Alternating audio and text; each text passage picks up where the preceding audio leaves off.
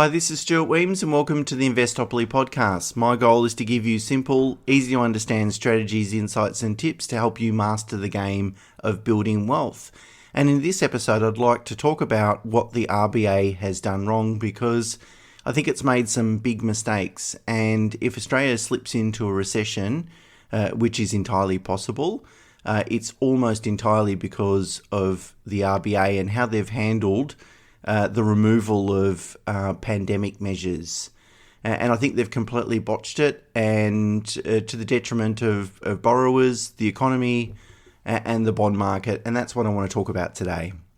So firstly, in the RBA's defence, there's two things that I would say. The first one is that they've had to navigate, uncharted territory over the last 2.5 years. Obviously, there's been a lot of uncertainty with a once-in-a-lifetime pandemic. And really at the beginning, no one really knew, the duration of lockdowns, how long would have to be locked down for, and also whether the pharma companies would ever be able to come up with a vaccine and how quickly it would take them to come up with a vaccine. So those two things, and then how severe the actual virus was in terms of mortality rate and so forth. So there was a lot of uncertainty at the beginning of the pandemic, and there wasn't any really rule book in which the RBA could, measure decisions or help make decisions. So I guess that's the first thing, is to acknowledge that they were kind of flying blind a little bit. The second thing I should acknowledge is what they did do, they did very quickly, and the measures they put in place, I think, were well thought out and appropriate. So the initial reaction to the pandemic, I think, was excellent. And they did three things, really, the RBA did. The first one is they slashed the cash rate almost to zero, ostensibly to zero. It got down to 0.1%. They made a very large 0.75% cut in March, and then another 15 points in November. So they brought the cash rate down very quickly. The second thing they did is announce what they call a term funding facility, which essentially lent the banks money fixed at a fixed interest rate for 3 years, and that interest rate was equal to the cash rate, the prevailing cash rate. So for most of that time, they were lending to the banks at 0.1% fixed for 3 years, and that allowed the banks then to on-lend that money to borrowers at very cheap fixed rates. At some points towards the end of 2020 and the beginning of 2021, 2 and 3 year fixed rates were below 2%. And that gave borrowers some level of certainty and then also improved their personal cash flow, particularly for people that, had their income impacted by lockdowns and so forth. That was very valuable. And the last thing they did is what's called yield curve control, which means that they manipulated the bond market so that the 3-year bond rate was equal to the cash rate, which means that we had a very flat interest rate curve. And the benefit of that is that it kept borrowing costs low for corporates, because often business loans are benchmarked to those sorts of rates. So that all those three measures were implemented very quickly, and they were very important and I think very effective. But what it did wrong is I think it made really three critical mistakes, which we are, as an economy, paying for right now. The first one is that the RBA governor, Philip Lowe, adopted the unusual practice of giving forward interest rate guidance. So that is that he was quite open to saying to the public that the RBA doesn't expect to raise rates until 2024. Which is unusual because normally central banks, including the RBA, don't like to participate or impact a market or manipulate a market, because obviously the market's going to put a lot of weight on their comments, and whilst they're kind of the market makers, if you like, it's not necessarily a good idea for a central bank to start giving guidance, because they really then do affect the market, and you're actually better off to let the free market sort it out. Now, of course, Philip Lowe said, look, our predication of not raising interest rates until 2024 was based on our expectations and projections, economic projections, which didn't include much higher inflation at the time. So, of course, they were conditional, but the point is that he would have been better off remaining silent and not, as it's turned out, given the market incorrect indications in terms of what they expected to do. The second mistake is that they left the cash rate too low for too long. I think it was really obvious by at least the first half of 2021 that the Australian economy was very resilient, that lockdowns did cause some economic pain. Consumer spending did drop during periods of time when states were in lockdown. But as soon as those lockdowns were lifted, consumer spending bounced back very quickly. And whilst the unemployment rate did increase, of course, it certainly didn't get out of control. Now, because the RBA left it a little bit too late, they've got to be a bit more aggressive, and they've raised rates by 1.75% in only the last 4 months. There's only one time in history that they've been a little bit more aggressive than that. Back in 1994, they raised rates by 2.75% over 5 months. So it doesn't really matter. The point is that they've had to be super aggressive now, which comes with some risk. And finally, the final mistake, and perhaps one of the really big ones, was that they abandoned yield curve control, which almost sort of crashed the bond market. So when the RBA first initiated the yield control, when the pandemic broke, what they had to do is go out and buy as many government bonds as they could to reduce the yield down to the cash rate. Obviously, just basic laws of supply and demand. If there's strong demand, price drops, and therefore the interest rate comes down. It only actually took them 11 days to achieve that, and they had to buy $27 billion of bonds, which sounds like a lot, but really isn't that significant. Once they got the 3-year government bond rate down to equal the cash rate, there's very little intervention they had to make, because it was clear to the market that whatever the bond yield was going to do by itself, the RBA was going to interfere. So really there wasn't a lot of interference in the market. In mid-2021, they announced that they'd start winding back yield curve control. Sorry, it's a bit of a mouthful. But they completely abandoned it almost without any warning in October 2021.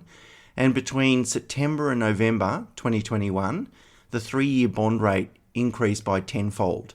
So it jumped from 0.1% to over 1%. It did most of that increase in only a couple of weeks. And that caused bond values to crash and really created some problems. I think they could have done that a lot better. Now, of course, we talk about the RBA hiking interest rates so aggressively. But we also know that in other developed countries, they've been hiking rates too. My point, though, is that other countries are very different to Australia. So the US Federal Reserve this year has hiked rates by 2.25%, which is significant, and Bank of England by 1.5%. But these are different countries. Inflation readings are higher. In the US, inflation's 9.1%. In the UK, 9.4%, compared to Australia, which is 6.1%. Also, importantly, in the US, wage inflation is twice as high as what it is in Australia, at 5.4% versus 2.4% here in Australia. And when you have higher wage inflation and higher prices, that's a problem because people have more income to sustain those higher prices. So it's something that they need to jump on relatively quickly. So if it's a defence that, look, other countries are hiking rates aggressively too, yes, part of that, the reasons are global, but also it really is a country-by-country sort of specific response. Now I'm going to get to what I think the RBA should have done to improve the interest rate management. I think it's important to point out that I think the RBA has really ruined any prospect of achieving some decent wage inflation.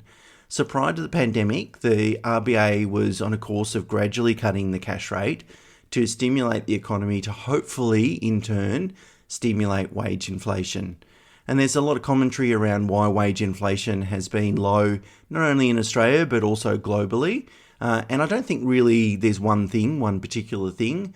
And certainly there's been no agreement across the board in terms of commentators of why that is. So I guess we're left sort of scratching our heads to some extent.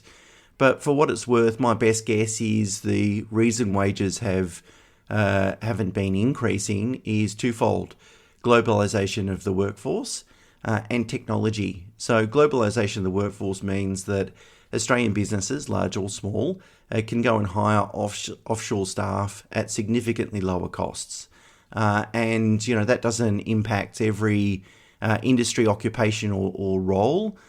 It certainly has an impact for Australian wages. And so that's something that's sort of been playing through over the last couple of years. And then obviously technology assists in terms of achieving greater efficiency through automation and those sorts of things. Again, that can have an impact on headcount, because if I've got a way to, automate business processes, then I need fewer staff in order to run my business. I think if the pandemic's taught us one thing, it's that lots of people can do their job almost just as well working from home, or in fact any location. So I think the pandemic will probably make workforce globalization worse, not better, in terms of its impact on wage inflation. But again, this whole working from home thing still hasn't played out well enough, because employers are reluctant to require people to come back in the office, particularly while the government, state and federal, suggesting that people should be working from home.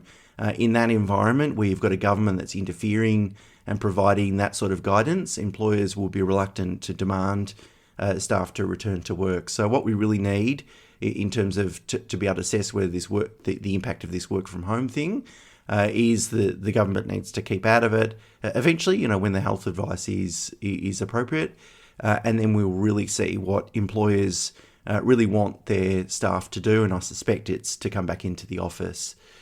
So because the RBA left hiking rates too late, and now that they've had to hike rates very aggressively, I think the chance of achieving sustainable economic growth that then translates to sustainable wage inflation, I think that's much further away than what it was at the beginning of the pandemic. So really, in a way, these mistakes that the RBA's made, the three mistakes I just went through, have really come at the cost of all the hard work that they were doing pre-pandemic to create some sustainable wage inflation. Okay, so what should have the RBA done? Well, of course, I'm not the governor of the RBA, and I acknowledge that we all make mistakes, but looking back, what could have the RBA done better? Well, firstly, I think they should have stuck to their historic policy of not providing any interest rate guidance. It's what central banks have been doing for decades. And in fact, it reminds me of Alan Greenspan, who was the previous Federal Reserve Chairman, once famously said, "If you understand what I'm saying, you don't understand what I'm saying." Because he would purposely try and bamboozle his audience by saying a whole lot, but at the same time saying nothing, which I think is kind of humorous. And that's what Governor Lowe should have done. The same thing to kind of avoid the irresponsibility of inviting Australians to believe that interest rates wouldn't change to 2024. The reality is that they didn't have a strong enough position to be able to make that prediction actually true. And then now they find themselves in a situation that they're hiking rates so aggressively. It's almost misleading, really. The second thing they should have done is at some time during 2021, probably mid-2021, once it became obvious that the economy was doing well, there was actually no basis for ostensibly zero interest rates. And what they could have done then is gradually start increasing the cash rate, maybe only by 0.1 or 0.15% each month, but just gradually easing that interest rate back up. That would have provided the market to sort of get its head around, higher interest rates rather than hiking them substantially in a very small pace of time. It would have also allowed them to measure the impact of higher interest rates on the economy. So they could have kept hiking them as long as the economy wasn't suffering too much. And that would have been a nice gentle way to do that. And finally, and maybe most importantly, they could have dealt with the yield curve control thing a lot better. Instead of virtually banning it overnight, they could have gradually sort of reduced their policy of yield curve control.